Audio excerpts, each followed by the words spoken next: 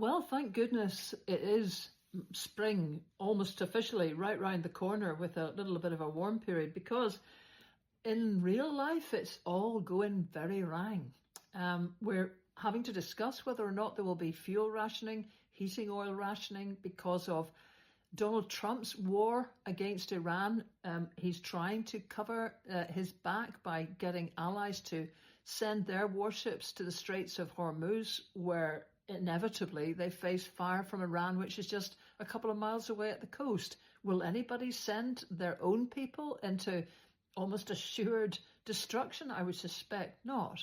But we're having to sit and try and digest the world ructions that emerge from one man's obsession with trying to score one over Iran. And of course, he's beginning to lose interest already. So we discuss all of that. Will we end up facing oil rationing? And if so, how will we all deal with it?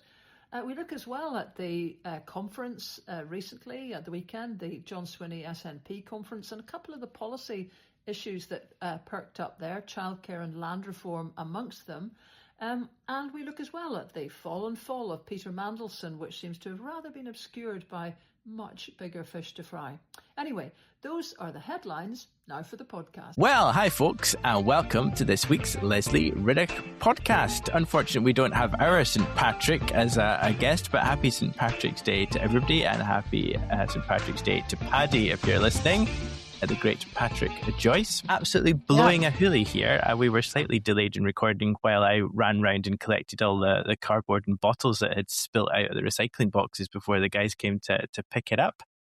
But gloriously sunny. Did I just leap in for the St. Patrick's thing? Because it's, I was actually at a St. Patrick's Day do the Irish Consuls do in Edinburgh last night. It's funny actually how all these do's are the day before the actual day, because the Estonian one was the same, and I was sure that was because the Estonian ambassador was saving his big moment for the London gig. But I couldn't quite, there's a lot of the Scottish government ministers speaking and everything, a lot of, Irish playing. But the thing that was totally stunning, and actually the main point of it was Diageo sponsor this every year, and there's in the huge room of the assembly rooms that they hire, which is absolutely full. I don't know what the capacity of that is, but I should actually know because we've done this before for an event, and it was, 500 people or something. So 500 people turn up, on a pretty dreich evening actually to celebrate St. Patrick because there's Guinness on tap, right? Yeah, and it's a very good quality Guinness. It's a very good quality Guinness, but there's something about, I was sitting there watching all of it and thinking, God, this is the difference that comes when you have your own country and nobody questions your choice of music. There was one piece that was played that the woman introduced it and said this was written to commemorate 1916, basically the war against the British. Yeah. And you think, okay, that's fine. I mean, nobody batted an eyelid, but once you've got over the top and that is your history, you can claim it. It's, it's your colour green. You can wear it every which way you want. And you got, sometimes some of the singing could have been it's a bit kind of, potentially genuine folk stuff in that. The singer was a bit wobbly. I've been in pubs listening to these guys with 53 verses, and there's folk come from all over counties of Ireland to hear them. But, they're not like kind of obviously opera singers. It's a completely different sort of, tradition. And all of that is on display. Nobody's puckering up and trying to hit the kind of operatic high notes. It's just them being them in a very relaxed kind of way. And that actually is half the attraction of it, really. Although, to be fair, you've also got the difficulty of trying to have wee speeches while the scrum around the Guinness tap are sort of, loudly discussing the rugby. But anyway, so it was a good night and fair play to the Irish. What about the canapes, though, they ask? No canapes. That was just, I had to run out and get some, something to eat. Well, my experience of these kind of Irish embassy type things is there's normally some really cracking canapes, but none of your frou-frou vol-au-vent trash. You're talking a sort of proper slab of black pudding on a potato cake. It's a really kind of hefty. Well, I would have gone for that. This will wash your Guinness down type stuff, and you think, yeah, this is what we're looking for. That's a bit more like it. So yeah. Talking of the maybe I went too soon. That could be perhaps. Could well be it. Talking of the howling gale, cold Scots are not exactly getting the warm and fuzzies from the Prime Minister and their heating oil announcement. No, I mean, it seems that the kind of charities and Citizens Advice have done the mass, Citizens Advice Scotland, or the Poverty Alliance, and everybody, and figured out that the amount of money given could basically give off-grid Scots, as we who live in the middle of nowhere must now be known, £35 in support. And that then, there's quite a lot of bits in that. The question is, your man McCluskey, is it Martin McCluskey? This is the Energy Consumer Minister from Westminster, who's a Scottish guy, Martin McCluskey. He's got, it's funny actually, because he's got, I don't know why, he's got just quite an irritating air, but because he's Labour, I could be that prejudiced now. There's something in his voice actually, it's like a little grater in there, but anyway, never mind. So he was on Good Morning Scotland and was trying to stick it basically to the Scottish government. And of course, now that there's been that leak of the memo from Keir Starmer saying, get stuck in and never mind paying any attention to what the devolved governments think, spend the cash directly and get the brownie points. So with bearing that in mind, he basically said, yeah, we're giving this really generous amount of money to the Scottish government, and it's up to them to match the clever way the English are distributing it. In England, the money will be available from April the 1st, which is just 2 weeks. And, his line was... Because we've known about it for ages and they haven't. That's part one of it, and his thing is people across Scotland should not have to wait a minute longer, right? But the second thing is, how does it reach the people? They haven't got the data. Nobody has got the data on who qualifies most keenly for what they're looking for.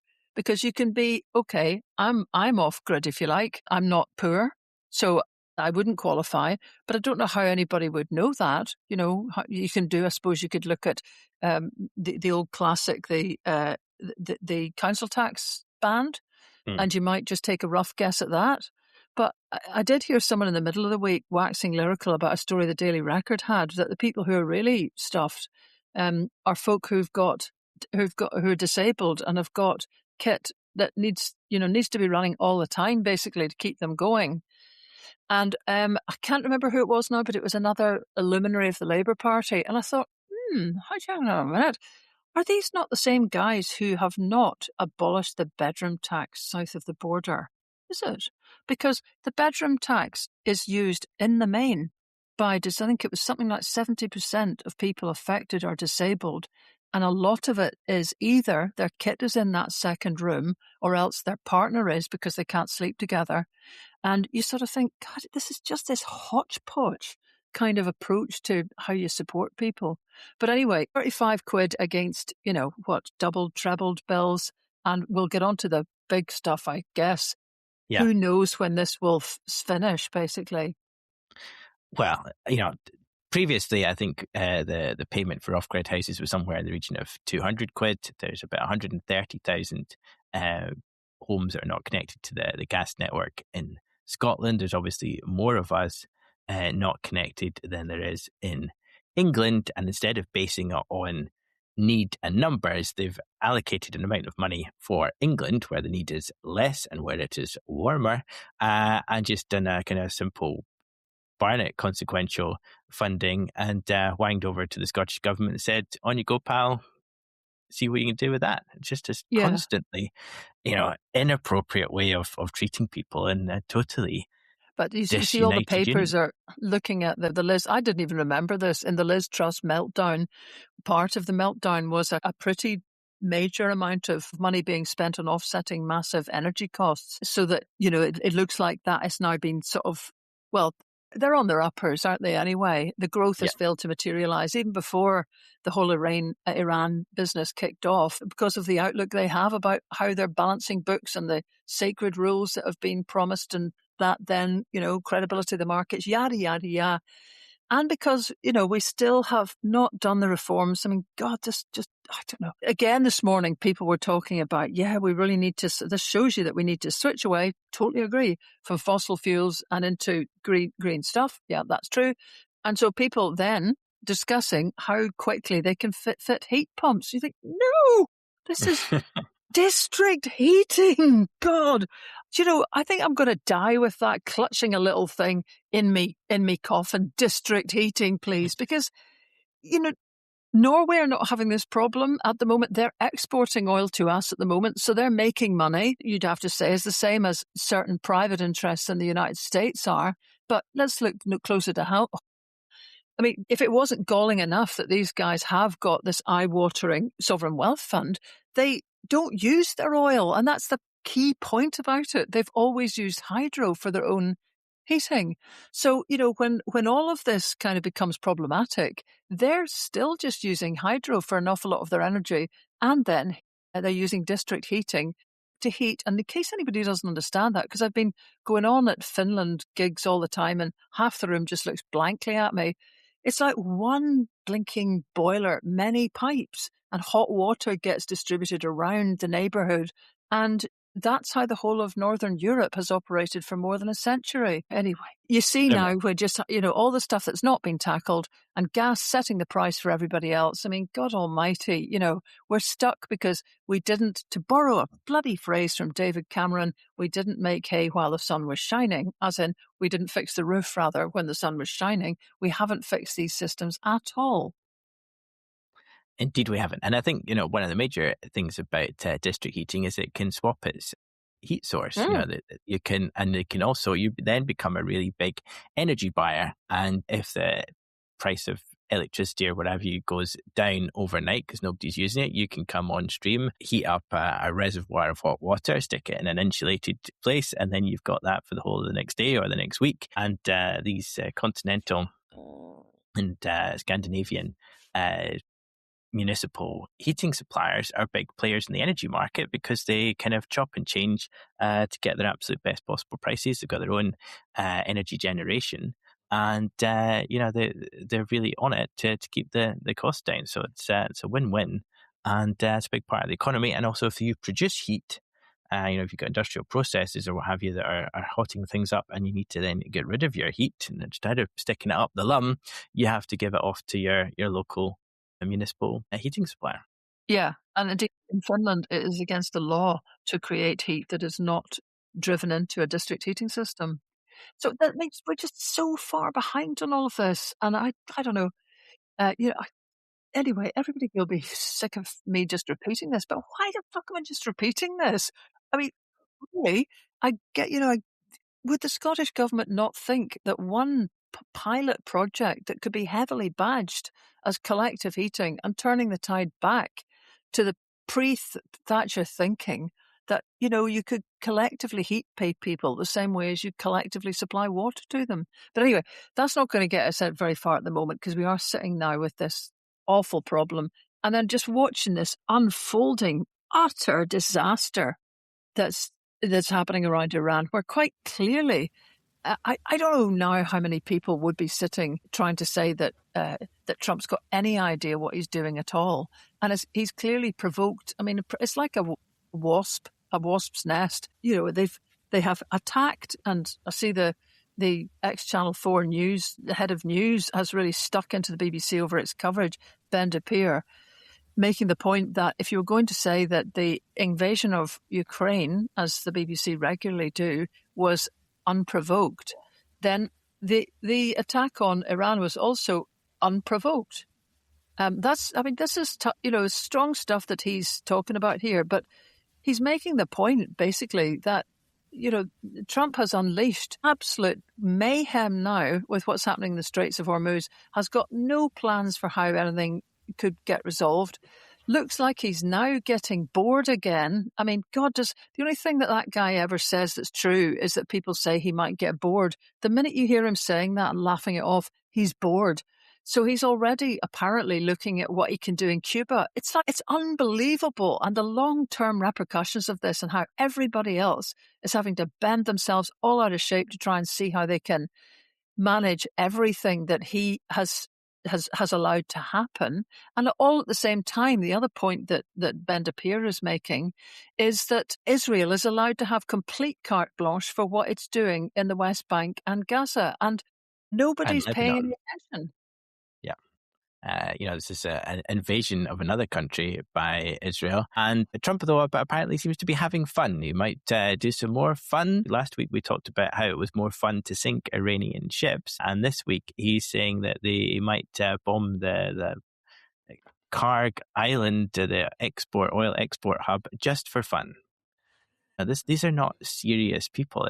As you said, they've kind of kicked the hornet's nest, created a huge stink, gone in on their own with Israel, told the UK, don't bother sending your naval ships over there because the time you get there, it'll be all done and dusted. Thanks, but no thanks. We're not very happy with you and your lack of full-throttled support.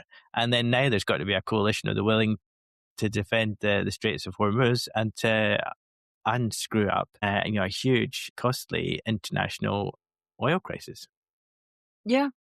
I mean, there's some people beginning to kind of get quite vocal in this. There's one excellent Democratic senator. I mean, thank God somebody's pitching up from Connecticut, Chris Murphy, who I'm following now on Twitter and stuff.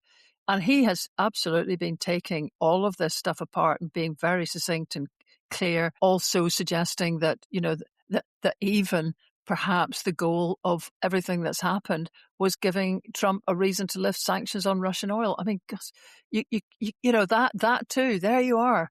How could that even be happening? But in the great welter of everything that's going on, that probably people haven't batted an eyelid. And there's poor Ukraine, still sitting waiting for some resolution to their problems. And of course, it's now completely overshadowed again by everything else. But I still think this piece, we'll put the link in, the piece that Ben-Dapir has written, is very interesting in its criticism of BBC coverage, because it's this, well, apparently small things. He picks up this awful bombing of the school, which I think everybody can now accept was due to old data fed into their AI system. So it was 10 years ago. It was a target for them. It was military. But, within the last 10 years, that's been changed. It's a school and many other, kind of civilian uses around it. And the system was supposed to be rubber stamped, as it were, by a human looking at it and going, oh, okay. Now, how would that human know? Actually, I think something happened 8 years ago to that. There's nothing that's going to correct badly inaccurate data like this. And this is what I was talking about last week. It's even the use of words about assets and, can't remember what it was that triggered me last week, but it's the distancing words that's used to try and make this all sound. It's 100 million miles away. It's precision. It's clean. It's death. Yeah, it was the decapitation strategy. Yes, that. I mean, for crying in a bucket. So anyway, is all their data 10 years old? Does anybody care? And the point that Ben-Dapir is making is that there's a lot more energy being spent on whether the UK is falling out with Donald Trump than the fact that, 1,200 people have been killed in Iran. And, you can get all the sides that have previously existed and all the rest of it. But he's particularly criticising BBC Verify because he's suggesting that whilst it was investigating claims that the Americans were the ones who did it, and of course Trump was, denying it all the way through, the Beebs effectively suspended reporting on the whole school bombing, which allowed space for all sorts of, other theories to kind of come in, while the internet was full of the awful pictures and testimony, all sorts of evidence which lets the average person see horrible stuff and come to their own conclusions about it. So, it's something when, well, he's an ex-boss, right enough, but, it's turning quite a lot of attention on the way that the Beeb's covering things. And also, he's saying Clive Myrie in a bunker in Israel, talking about Brits in Dubai, Doha and Bahrain are topping the show, and pictures from there are favoured because either the team insist on it or because it's easier or because it feels natural. And it's totally true that, because obviously if you're in a bunker in Israel, you will feel the fear of everyone around you. When you're assigned somewhere, you pick up what's around you. And so conclusion of it is that the basic rule of news, and this is a horrible saying, but nonetheless true, if it bleeds, it leads. So that should be the most hurt that's happened somewhere. It should be the most important thing, is being subverted. So, I mean, obviously the BBC have got their wee sort of say at the end of it, saying that they constantly cover the war and blah-de-blah. And of course it is impossible to get into Iran, but it's impossible to get into Gaza. And that didn't stop Channel 4 developing some links with people that allowed you to at least get something of the other perspective. Totally, and to reflect that, and you see that in a lot of the reporting, even whilst they might very well be in Bahrain and Dubai and these places, it's still quite sort of esoteric, oh, there was a bit of a bomb here at the whatever, but it didn't land, it's the whole narrative is, the Iranians are crap and, they're lobbing stuff over, but we keep throwing millions of pounds worth of air defences at it, and to the most part, it doesn't go through. Meanwhile, it's highly technical, super duper boys on our side are precision targeting the Iranians and wiping them out, and then they have the absolute effrontery after having had unprovoked war thrown upon them to fight back the devils. So we're going to have to whack them twice as hard because they've had the affront to try and defend themselves or to attack back into US bases. It's quite a weird through the looking glass scenario, but might is right, and if you're on the side of the Americans, then you're all right and that's fine, and if you're not, then you're just a bad one. Yeah, and of course, I mean, she goes without saying, but probably needs saying that, this is not to say the Iranians are the great guys and the Revolutionary Guard and the Ayatollahs. They have, absolutely, they have killed thousands of people of their own folk. And yet here we are, that there's all sorts of similar situations where hesitation at least caused a bit of debate, whether to invade Iraq, whether to invade Libya. And yet this time, the narrative was created so strongly beforehand by Trump that the war was just acting out the narrative. It was such a strongly crafted idea that it's taken ages. It's like a lot of the media has just been sort of, in a drowsy state of not being able to quite get their heads around it. So fine that we're not, being involved in first strike stuff. And also it shows you with the Straits of Hormuz situation, how much relatively small kit, like the drone warfare, can cause utter mayhem. And who would be the guys who would put their boats in the way of, they're only a couple of miles from the Iranian landmass.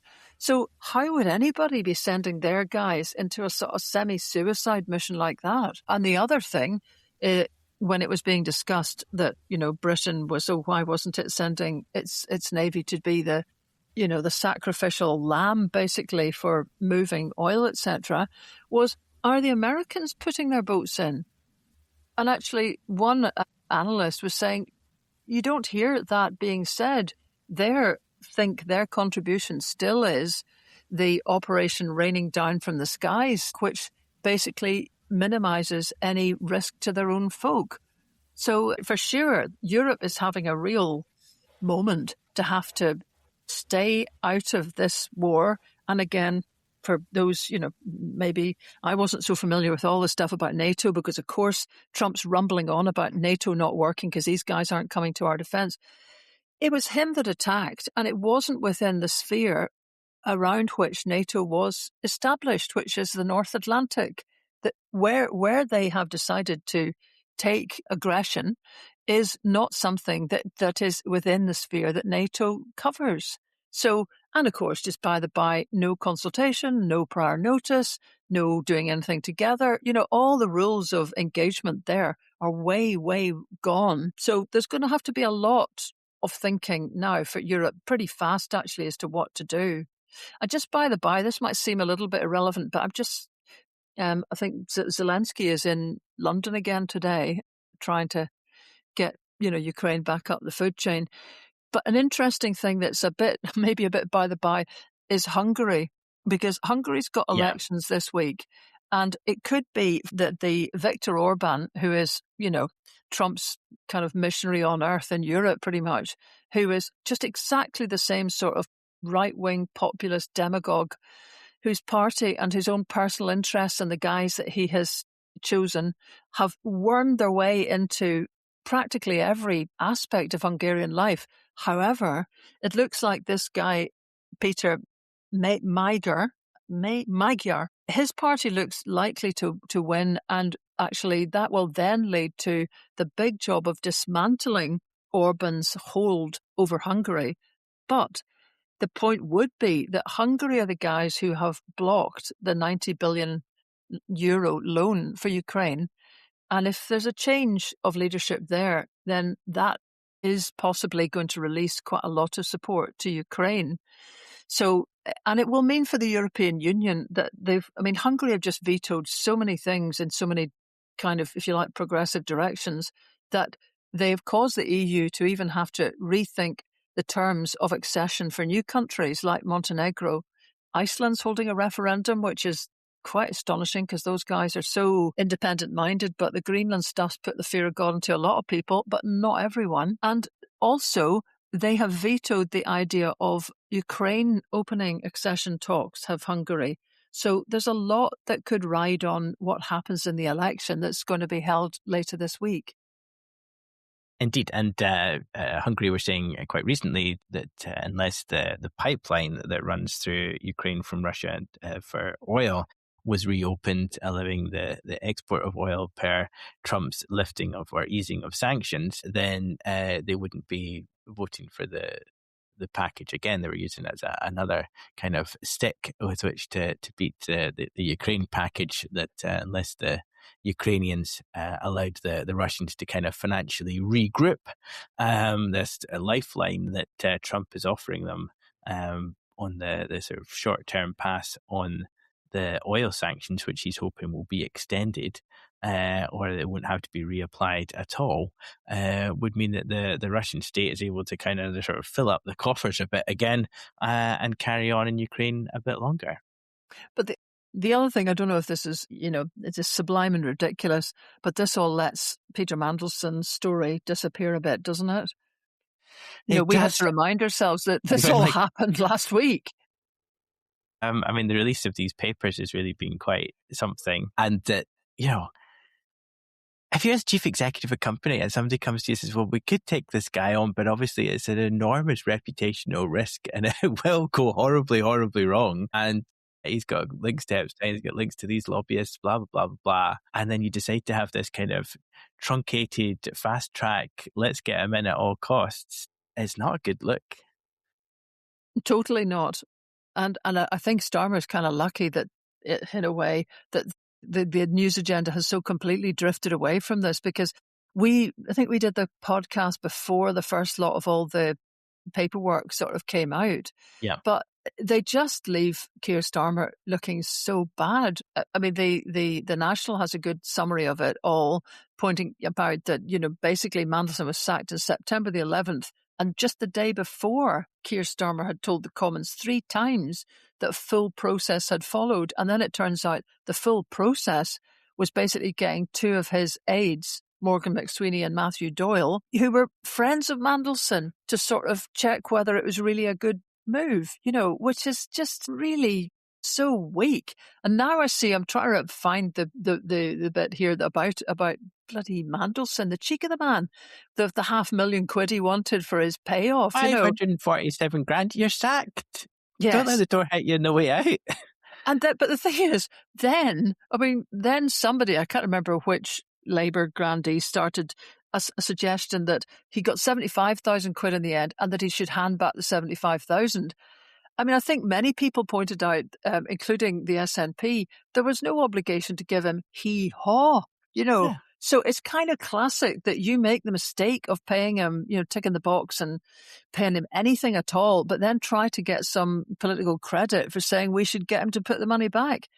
But the brazenness of this guy is just unbelievable. It's the usual kind of legal advice. The 75 grand was cheaper than going through the who have employment tribunal and him suing us and blah, blah, blah, blah, blah. But if he had genuinely lied, as they are saying, or as part of the vetting process, I thought it would be a pretty well slam dunk that he was terminated. Normally, if you lie in your CV or if you lie about things that are put to you in an interview, and then that's a kind of pretty safe way of getting people out of the organisation without having to pay best part of 100 grand, £75,000, just to say cheerio. But there's also a wee line that's running today that basically he got more than 1.5 million quid from selling shares in Global Counsel, which is some sort of advisory, beard stroking kind of organisation. Just before the firm collapsed, he sold his shares and apparently got $250,000 for a final tranche of shares that were sold weeks before this collapse. I'm just saying, there we are. Well, that was a very shrewd investment move. Wasn't it a very well-timed one, considering that so much of this issue is about, shipping data around to potentially Epstein, all the rest that could then cash in on it? It looks like he, potentially was no stranger to that himself. And then the point is that, this is the guy who then, having made that money, 1.5 million quid, requested another £500,000 in his payout after being sacked in disgrace. And actually, that company, Global Counsel, according to Politicos, when that collapsed, most of the employees were apparently left completely out of pocket and not given a paid consultation, anything like that. So, it's just more rubbish. Very much more rubbish indeed. On to sort of slightly sunnier uplands, though. The SNP seem to be in a renewed, buoyant mood at the SNP campaign conference, although I think they could have maybe held it in a telephone box. There were certainly far fewer people there. I didn't manage to make it along. There was some comment about the sort of lack of participation, and certainly watching it back on Broadcasting Scotland, I could continuously hear Professor Joe Goldblatt, who's got a very distinct whoop and holler very clearly in the crowd, which made me realise that there wasn't much of a crowd to drown that out. But it was quite a stark contrast to Anna Sarwar's poorly lit, poorly mic'd up, poorly thought through jaunt to Paisley. Whilst everybody else keeps getting worse and worse, if you manage to sort of stay still or not be as terrible as everybody else, you look pretty damn shiny by comparison. And John Swinney and the SNP at their campaign conference certainly looked a lot shinier than the Labour Party. Indeed, but it's a strange thing when the sort of media almost decide what the story could be, because they could have pointed that out. I don't know if they did, because I was actually off with a lot of, Yes activists at the event in Glasgow at the Oran Moor, organised by the Independence Forum Scotland and Yes United, and then just gave a sort of speech about, where we are vis-a-vis the Nordics, etc. And then basically just got in the car and zoomed off to Greenock and did another Finland film there. And all credit to everybody who, in fact, I'd been in Dumfries the night before. Honestly, there's days where you look at what you've planned for yourself and you think, you're an idiot. Do you know what I mean? You're an idiot. So that's just too much racing around. However, Dumfries was brilliant. Again, it was a sold out audience. And, when you're doing these things, you have to there's so many of these events on, you can't keep a track of where everything is. So I just wasn't quite sure if anybody was even coming to Dumfries, and did ask, dreading the answer. And the guys who were organising it said, oh yeah, all the tickets have gone. So, and then in the end, we had a bit of a scene because they so seriously had sold all the tickets. I was going to have to stand outside for the duration of the film. So otherwise, it'll be open air fire risks. Yes, exactly. I mean, you can't be having the fire risks, So mercifully, somebody, and people were even on wait lists, and I mean, God Almighty, it's extraordinary. So all of that was great, and well done to Greenock as well, the organisers there, Mary McGlashan and Agnes. Because, it just takes a lot of emotional energy to decide that you're going to put yourself out there. People will come. And of course, they ended up choosing a day that ended up with Scotland versus Ireland at exactly the start time, So nonetheless, lots of people there as well. So thank you to all those folks. And just while I'm on a roll with all this, just to stick in that it's on Montrose on Thursday, and then the Cameo on Sunday, 5:15. Do come, folks, if you're in Edinburgh, because that's a big cinema. It was sold out last time, but I haven't asked. It's just another of those moments where I haven't quite asked yet how we're facing the Edinburgh one. But anyway, so blether.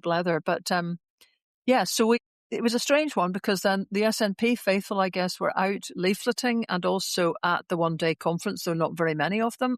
I would imagine there seems to be a bit of a three-line whip that people are out canvassing and so on the whole time at the moment.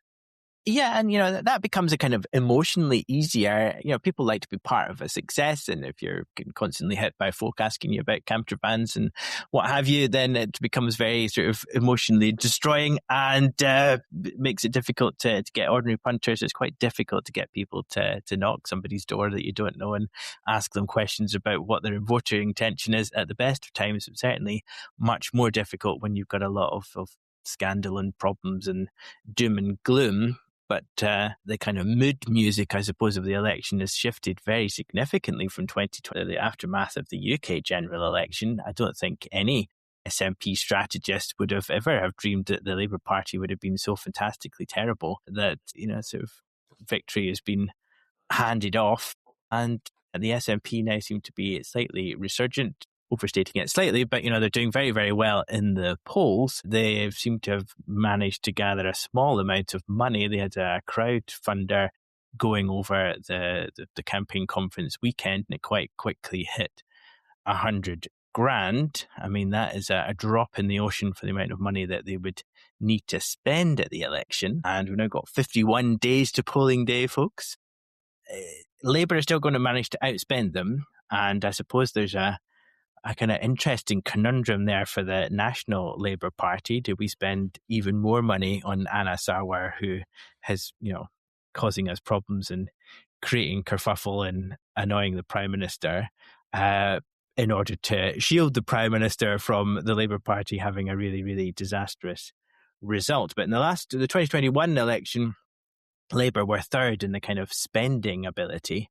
But I would expect that this time, with the SNP having very little money, receiving very few donations and looking so unsteady for so many years, then the SNP will struggle to match Labour in terms of the amount of money that it can spend out. But if you look at the last time around, the SNP spent just short of 1.5 million. Next up was the Conservatives, who had 1.3 million, and then the Labour Party on 1.1 million. So I suspect we will see some of those figures swapping around. The Conservatives are obviously going to be way, way down. Who knows how much cash Reform UK are going to pump into this election as a test of electoral prowess, and whether they can actually get over the line and certainly utilise the advantages of the regional top-up, the list vote, in order to get representatives and look like more of a kind of going concern in terms of electable people. But yeah, it was a kind of interesting news blip on the old SNP front, the campaign conference. Some big announcements on childcare, a very, very strong and kind of bold statement about Scotland in terms of its priority positions in terms of international affairs, which of course had all the usual right-wing hacks, fulminating about how very dare he even consider these matters. But, a very strong declarative, not in our name, not in our soil, from John Swinney, that it was going to be kind of hard-baked into the constitution that Scottish bases could not be used for illegal acts of warfare, and that nuclear vessels and vessels carrying nuclear armaments wouldn't be allowed in the Scottish seas. But I think the domestic policy in it is what, a lot of people will have picked up on. There was a very interesting article written in the Herald by Rebecca McQuillan, who's just looking at, she has got bairns and, has been trying to negotiate all the difficulties of childcare and the kind of bolt-on of after-school care and how much that costs. There is, of course, at the moment, this period of 1140, 11, God, how would you say that? 1,140 hours. But you see, there you are. When I'm talking in about any of the Nordic countries, you just say there's a universal entitlement and it costs between £100 and £200 a month for a full-time place. Full stop. The end. And the difficulty here is that it's 3 and 4 year olds for 1,140 hours. That's 30 hours a week for 38 weeks a year. Are you still with me? And then there's further support for some 2 year olds And of course, that is absolutely better than a kick in the bus. That's definitely better. But it doesn't give you that sort of confidence. And the point she makes, 2 points, because the first, John Swinney has promised to contribute more to those costs, starting at the end of a typical maternity leave and continuing till the start of secondary school, which is quite something. That'll be for the after-school care. And he's saying, yeah, we'll deliver childcare that fits around families rather than expecting families to fit around the system. It's quite a lot of money. And, people have been asking, where's that going to come from? Looks like there's over many of the spending commitments, there's a £5 billion price tag. That's one thing. But another thing that she's experiencing is how they're going to find the people, the staff to provide this extra childcare. And she was remarking upon when she was talking to people, they had put their children's names on nursery waiting lists before they were born. And when she had mentioned, she was talking to one mother, and she says, one shocked mum said, when she realised I hadn't sorted nursery care, even though my daughter was a geriatric 6-month-old, So it's kind of, this is on the ground. It is still a total scramble to try and find anything. And her other point is that what is being said is that basically councils are giving more of the cash to their own nurseries, which leaves the private ones that do the different hours, which is pretty useful on the flexibility front, have got less pro rata coming to them. So there's all sorts of flies in the ointment with this. And it's still, I think that the kind of, cover that to match where you are with the Nordics, which is game changing in how it releases people for work, how it benefits the child, which should be the main point, because of socialization that the average child will not get in a 1.8 child household. I know that's ludicrous because you ain't got 0.8 of a child. But, the old days of having a lot of engagement because of large families have gone. So to get engaged children, and this is the key to all the cooperation and the soft skills that are embedded in most children, particularly the Nordics, but most of Europe actually, before they even hit the classroom at 6 or 7, you would have to be making a really wholehearted shift of cash and figuring out where you're going to find that from. Because with the level of money that's being put into childcare, just to kind of try to expand this very, sort of limited provision, it's very hard to see how the Scottish Government could ever join the rest of humanity and raise the school starting age to 6 or 7, which would be the real way to rejoin Europe. If you want to, fine, we can have conversations about the EU, but if we want to rejoin the way people do things that's been pretty blooming successful, there's your number one thing. So I appreciate, the passing headline is more money for childcare. No, well, I wouldn't think any potential SNP voter is going to argue with that.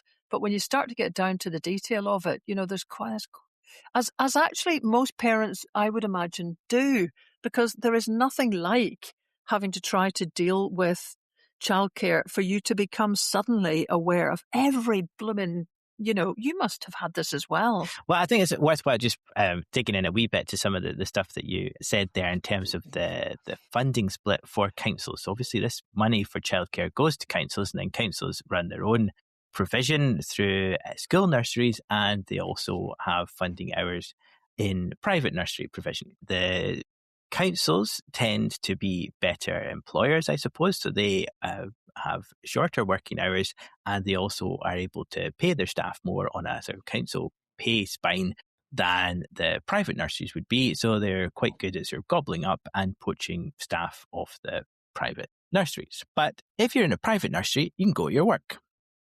You can have a day job, maybe not a shift job, but you can go 9 to 5, drop them off in the morning, looked after. You get regular updates and pictures, and they've had this, and they've been to the toilet X number of times, and blah, blah, blah, blah, blah, and your full kind of sort of Gucci service. And then you can pick them up again before 6 o'clock, and it's all hunky-dory.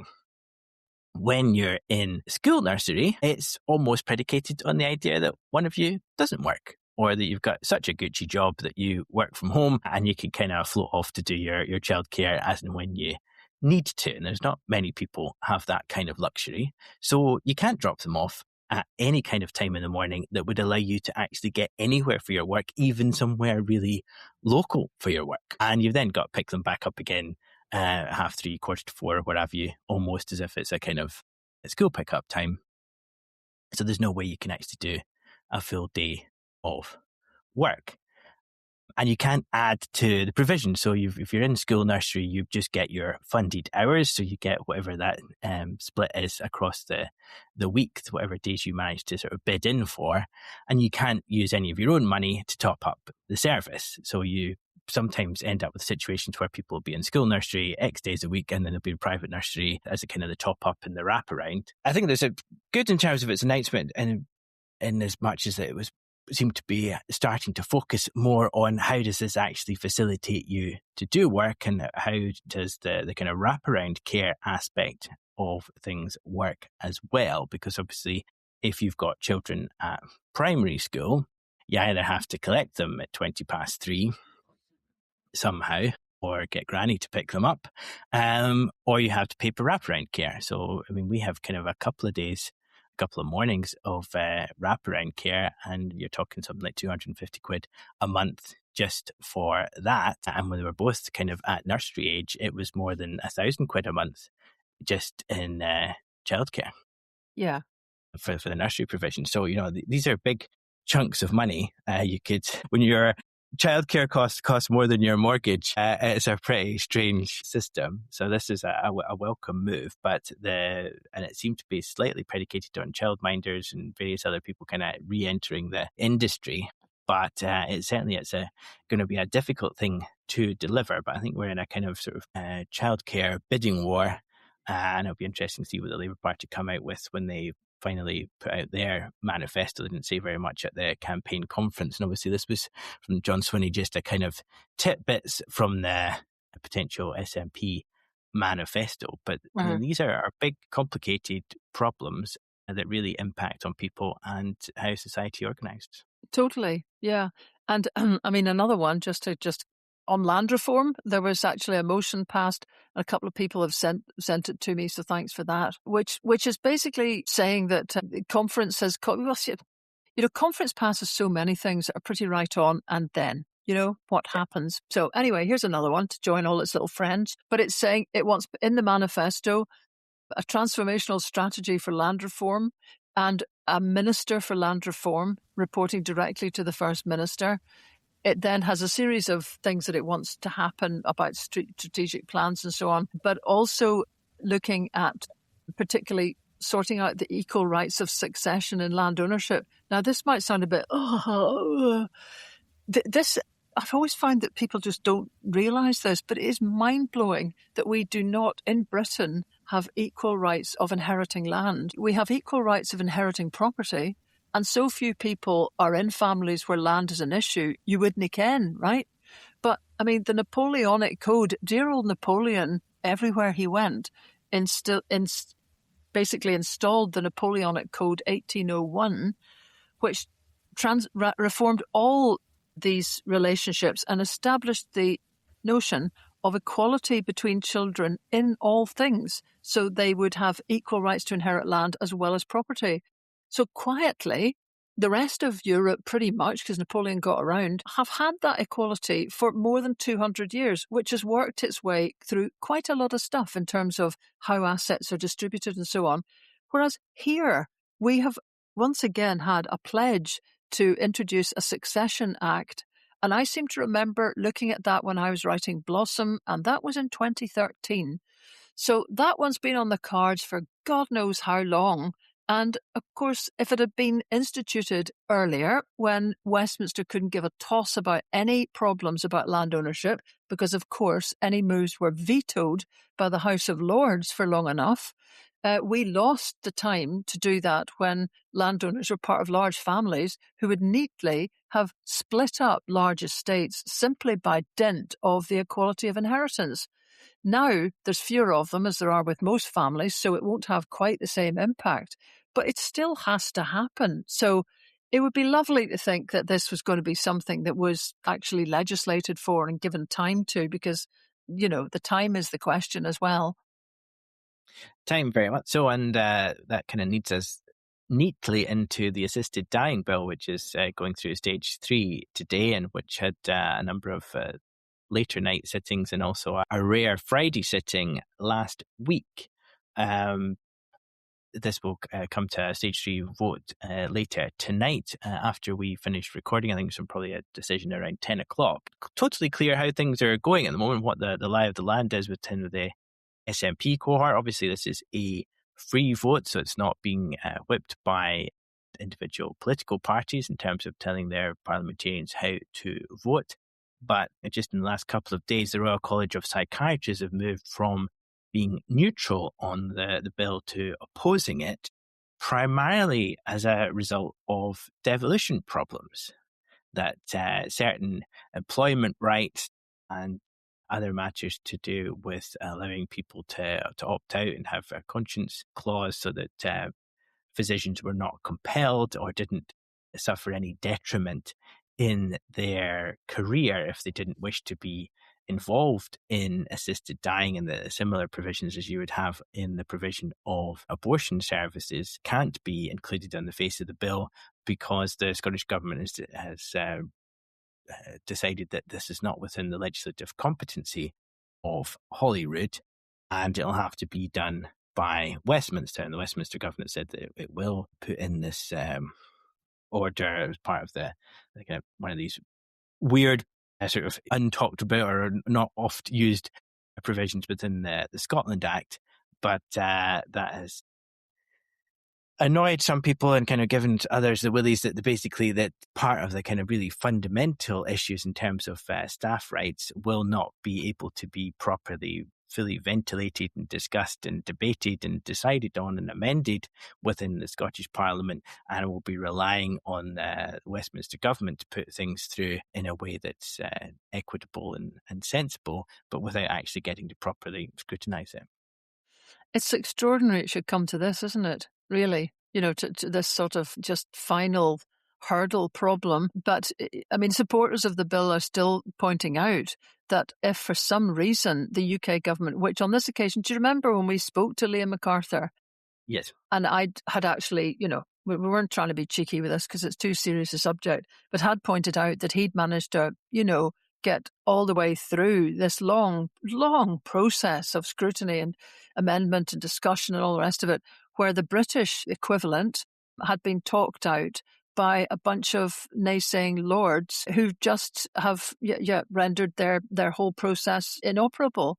So whilst talking about that and saying, well, Scotland seems to have done quite well, Liam, who is after all Lib Dem, but actually, if the more I've watched that guy, very coherent speaker on all of this stuff, did say that they had spoken so much to the UK government and there would be no problem at that end, which you can imagine actually him being a Lib Dem, they've probably got more of an end to a UK government thing politically than an SNP-led bit of legislation might.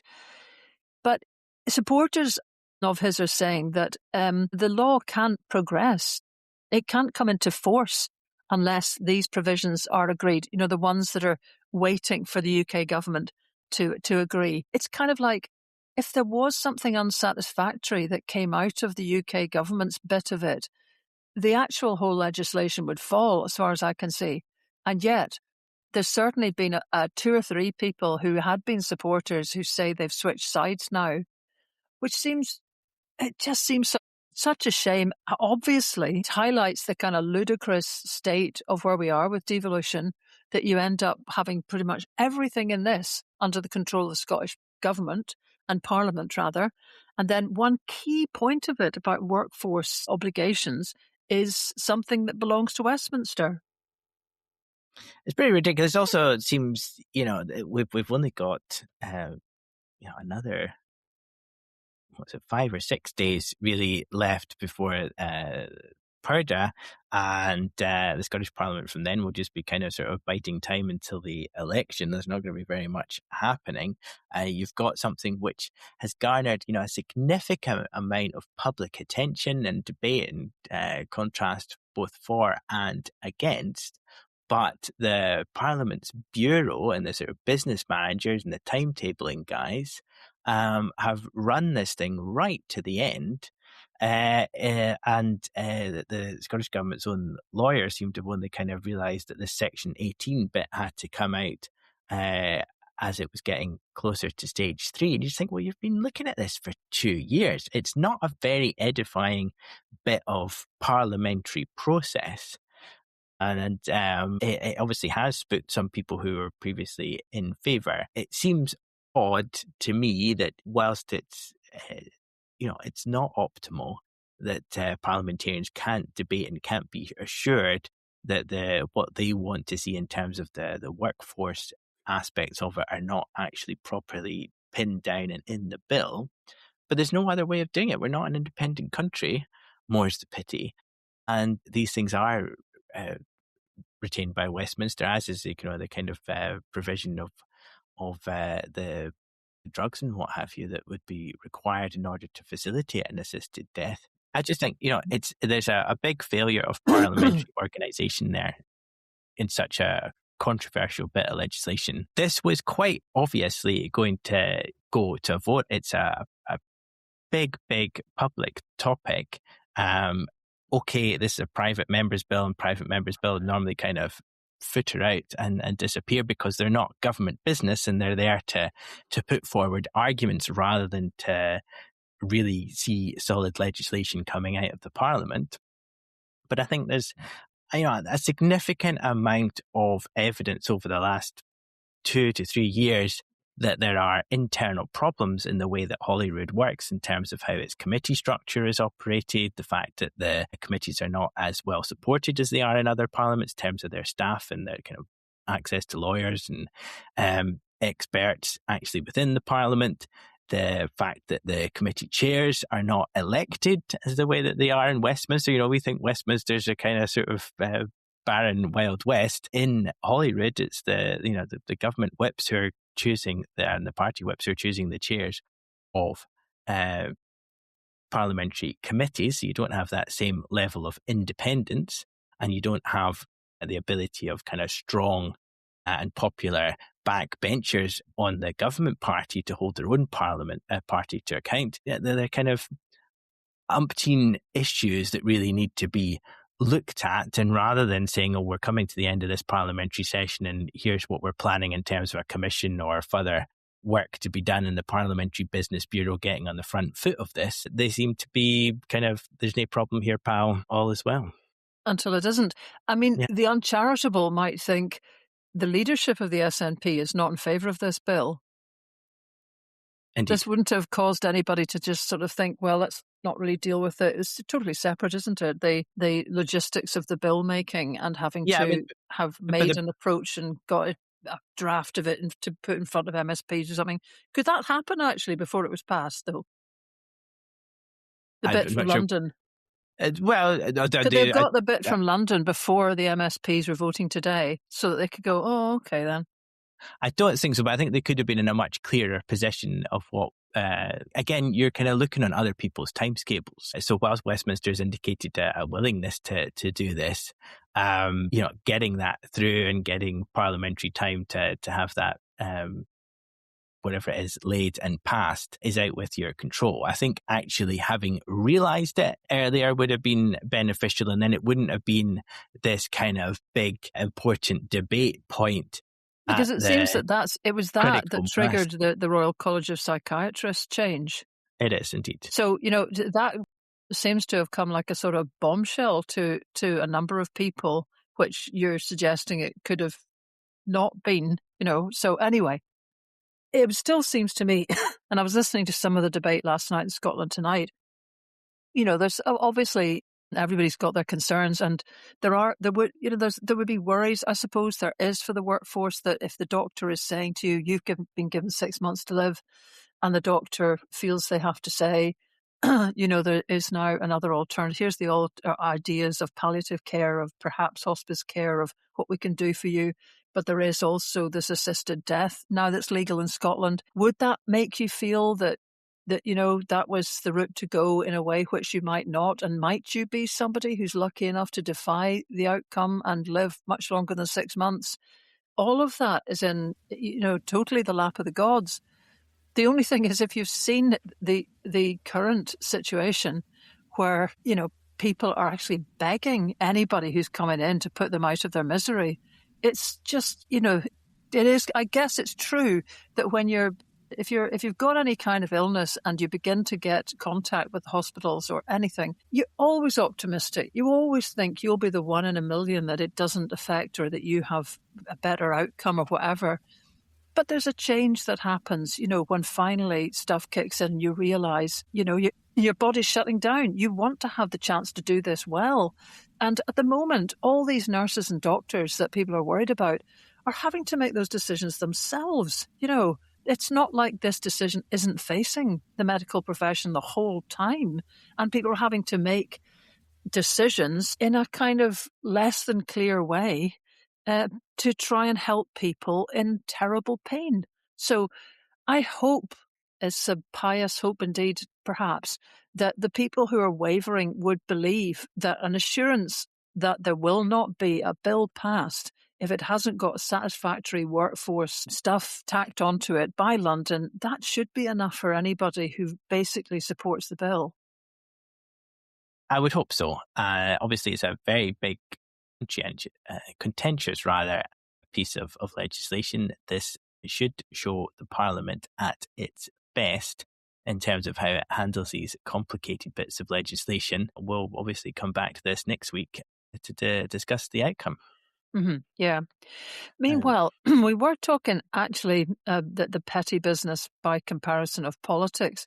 But I notice, in all the sort of jostling that's going around at the moment, there's been a bit of analysis of Reform, who seem to have gone a bit quiet lately, but, maybe not surprising given that Donald Trump, upon whom all is modelled within Reform, is now deeply unpopular in Britain. So Nigel Farage is trying to keep his head down, albeit they're now trying to pop up with their net zero opposition instead. And I believe there's been an offer made in England to people in one particular area to sort of have their entire energy bill paid by Reform if they prove to be the lucky one who is selected to try to make a point about taking net zero costs and just drill, baby, drill, basically, although no one will ever use that phrase again, given that it was, coined by Trump. But I see from Peter Kellner, who's a very long-standing analyst of all these things, that Reform seems to have really flatlined, actually, and that as he puts it, their bounce may have started to fade. It's a weird thing to say, but he's analysing that actually some voters are switching from Reform to the Greens, which is like, what? But his argument is slightly that they're looking for an insurgent party who are going to basically kick shit out of the system, and they haven't figured out yet. Who's going to stuff it to the man? I just need somebody who's going to hold that. But I did notice today as well that actually when people are told that Zach Polanski once said hypnotism could increase the size of women's breasts, the support for him halves, actually. I never really looked at that in any great detail at the time because I just thought, well, I don't know, I suppose we've all done stupid stuff when we were younger. But that one, that could actually still have problems for them. But it looks like the Greens are still sort of gathering pace, and Labour has slightly made a tiny, tiny wee kind of, resurgence. But the interesting thing that Kellner picks up is he's remembering back, as you remember as well, dear heart, to the Social Democrat, the SDP, formed in 1981, when you were just in primary school, presumably. That was the year I was born, in fact. There you are. Right, I misgauged this completely. So anyway, you won't remember this, but anyway, here's me, just a younger person, you understand. So the SDP broke away from Labour, surged ahead in the polls, and then the polls also, as he points out, showed that few supporters knew what the SDP stood for or kind of supported its signature policies. And so over time, that began to kind of, wither. So what he's saying is 15% of the folk who vote for Reform basically totally support Farage on immigration and climate change. But there's a second group, the other 15%, who lift the whole party above 30%. And you need that to have the game-changing results predicted. That 15% basically look like they just don't like Labour and the Tories, and they're not basically very harnessed yet to Reform. So It looks like this is where the stumbling has ended up happening. In addition to which, one polling organisation, More in Common, has started asking people not just which party they support, but which they would vote against. Now, that's an interesting one, because when they started asking that question last year, Labour topped the charts. Of people would actually consciously vote against Labour. But now it's changed, and it is Reform that voters would vote against most. You ally to that to another survey they quote, which says that the folk who are prepared to vote tactically are far more Labour, Green and Lib Dems, and Plaid actually. So, there's far fewer Tories and fewer Reform supporters who will vote tactically. So stick that all together and you do get a potential scenario south of the border and Wales potentially, where, as carefully proved actually, with a lot of Labour voters voting Plaid to make sure Reform failed, that there could be tactical voting skewing the pitch quite dramatically when it comes to the local elections in England. And who's likely to benefit in Wales? It looks almost certain to be Plaid, because the situation for Welsh Labour seems to get worse by the day. So it's an interesting one. And it's just this thing again, this weary narrative that Reform are unbeatable. Well, maybe not, although if that is kind of saying that we're in for another burst of Labour, what it might suggest is there will not be a kind of victory such that Labour got last time with, the sort of a huge majority based on a very thin amount of support.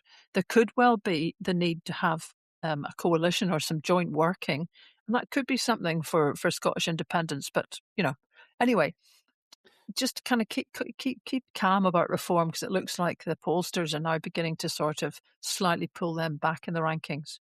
Yes, and that whole unionist vote is obviously very fractured as well. So this will be a kind of really dynamic situation going into the Holyrood election between the kind of three failing parties and the incumbent government, even if the incumbent government doesn't actually look particularly good and is boring to say the least, of some kind of stability and trustworthiness is obviously going to be quite critical. And John Swinney is pitching his government in that space where everybody else seems to be sort of losing their heads round about him. Means that the SNP are more comfortably able to come through the middle, even if that, even 18 months ago seemed highly unlikely. And the more people learn about Reform, and there's this big hoo-ha about the fact that they've obviously put council tax up in Kent. And of course, for Raj, we never said we were going to cut people's council tax. And they were, what about these 10 video clips where you said in speeches, of course, we'll cut taxes. So, yes, we didn't mean council tax. But it was on your leaflet. That was a local leaflet. That wasn't a national leaflet. The more people hear about Reform, the more people they actually sort of genuinely learn about them and sketch in this block that they've created in their mind, the more difficult it is for Reform to make any headway. I think that Reform in the abstract is much more successful to a certain voter demographic than it is in actuality. Speaking of things collapsing, your party is not, I don't think, going to be able to stand any candidates at all at the Holyrood election, having jiggered around for far too long, deciding what they were actually going to do, and all of the internal wranglings that we have covered. They're really just far too close to the parliamentary elections in Scotland now to get themselves up and running in time. But it's actually been unbelievable, because what is the one thing that's guaranteed to kind of kill a party, apart from just all the disagreements and so on? But it is, for a left of centre party in Scotland, a party which is also voted to embrace independence, right, was waiting for London to tell them whether they could, the conditions are right to stand candidates and how they would approach that. I mean, it's just, who south of the border thinks that? But that just to suggest that for some reason, the kind of petty personal difficulties that parties had from the beginning have just so overwhelmed the capacity of these guys to organise anything, that an obvious own goal like that was one that nonetheless had to be scored, because they just haven't got the bandwidth to be able to deal with it, nor will they let the Scots go. No, and I think you might not have enough evidence to back up this statement, but you could certainly put forward a line of argument that thought, oh my God, I thought we were going to be kind of neutral-ish rather than wholeheartedly supporting Scotland being independent, and the idea of having a whole load of unknown entities that we haven't totally got our heads around standing and becoming MSPs under your party banner before we actually kind of totally get a iron grip on things is not really that attractive. So let's put the brakes on everything. Yeah, could have been. But it does also make you realise that, and the situation facing Alpa is, it's just very difficult to start a new party. It really is, because you need to have all this transparency. You need to immediately have enough staff and systems in place to be able to be fair about it. Or you can be reform and just have it as your personal plaything, and then encounter all the problems as you wander along. People cut Nigel Farage an enormous amount of slack as soon as you've got a sort of proper progressive party. Standards are expected, and it's just really hard to see how you could navigate your way through all of that. Completely. Although, it's been a total gaddle from their end. They could have foreseen some of this, and again, basking in reflected glory, the Scottish National Party might have had a significant number of detractors, but it's managed to keep going. And by comparison to everybody else looking completely disastrous, you start to look pretty good, which is not a sensible or comfortable way to win an election. And it certainly doesn't bode particularly well for the next 5 years of government. You end up in a situation where Starmer is in, where you manage to get the lion's share of the parliament, but you don't have anybody that actually is all that madly in love with you, and they don't really know exactly what it is you're going to carry forward, but you are better than everybody else. Yep, that's about the size of it. It's just pretty grim at the moment, isn't it? You sort of think to yourself, everybody thought things were pretty grim 6 months ago. By gum, I was off this morning doing the old Pilates, and the talk of the gals was where you can get more supplies of wood for wood burning stoves, because we all live in the country.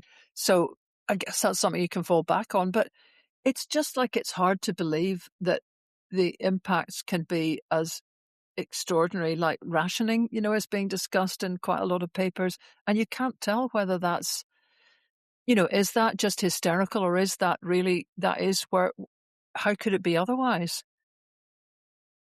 I mean, if there's nothing coming through the Straits of Hormuz, and that's pumping up the prices wherever they come from, I know that the UK ministers get rolled out and say, yes, we've got a diversity of sources and it's going to be okay. It's just the price might get a bit nippy.